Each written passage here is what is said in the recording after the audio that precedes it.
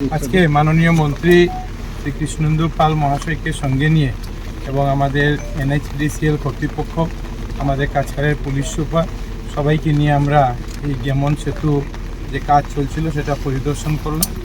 গেমন সেতু সম্পূর্ণ কাজ পূর্ণ হয়েছে, কয়েক ঘন্টার কাজ বাকি আছে এবং কালকে দুপুরের মধ্যে এই ব্রিজকে যাতায়াতের জন্য খুলে দেওয়া হবে। 20 মে এটা বন্ধ হয়েছিল, 21 মেতে কাজ আরম্ভ হয়েছিল এবং কথা ছিল যে আমরা 20 জুলাইয়ের মধ্যে এই কাজকে আমরা সম্পূর্ণ করা হবে, 2 মাসের জন্য বন্ধ করা হয়। কিন্তু 5 দিন পূর্বে NHDCL কর্তৃপক্ষ এটাকে করতে পেরেছেন, সম্পূর্ণ করতে পেরেছেন, এই জন্য তাদেরকে ধন্যবাদ জানাই।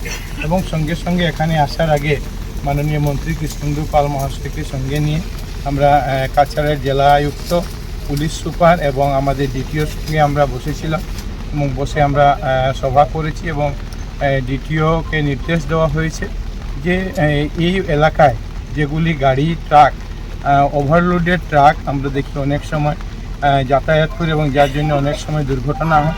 এবং আমরা দেখেছি যে অনেকগুলা ট্রাক আছে যেগুলি এক্সটেন্ডেড বডি, যেগুলা ম্যানুফ্যাকচারিং যে লোড ক্যাপাসিটি তার থেকে অ্যাক্সেস বডি তারা নির্মাণ করেছেন, সেই সমস্ত বডিগুলোকে খুলে দেওয়ার নির্দেশ দেওয়া হয়েছে। এবং যদি কোনো কেউ এটাকে ওয়েল্ডিং করে তৈরি করে দিয়েছেন তো ওয়েল্ডিং করে সেটাকে কেটে দেওয়ারও নির্দেশ ইতিমধ্যে দেওয়া হয়েছে।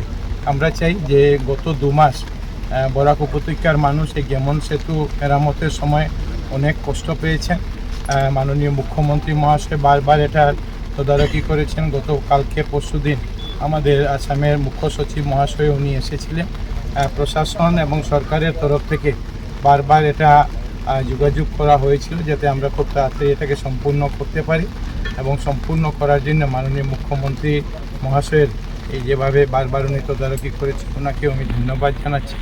এবং এই এলাকার মানুষের, বরাক উপত্যকার মানুষের, ত্রিপুরা, মণিপুর সহ মানুষের এই গত 2 মাস যে কষ্ট হয়েছে সেটার জন্য আমরা দুঃখিত এবং আশা করি এই গেমন সেতু আগামীকাল থেকে খোলার পরে আমাদের যে যাতায়াত ব্যবস্থা সেই যাতায়াত ব্যবস্থা স্বাভাবিক হবে। আগামী 3-4 দিনের জন্য NHDCL কর্তৃপক্ষ বলেছে যে ছোটো যে LMB এবং বাস এগুলাকে পাস দেওয়া হবে, আর 3-4 দিন পরে আবার তারা একবার 7-8 ঘন্টার জন্য একটা ব্রেক নেবেন, তারপরে আবার যে বড় ট্রাকগুলো আছে সেই ট্রাকগুলো ক্যাপাসিটি আছে সেই ক্যাপাসিটি অনুযায়ী চলবে।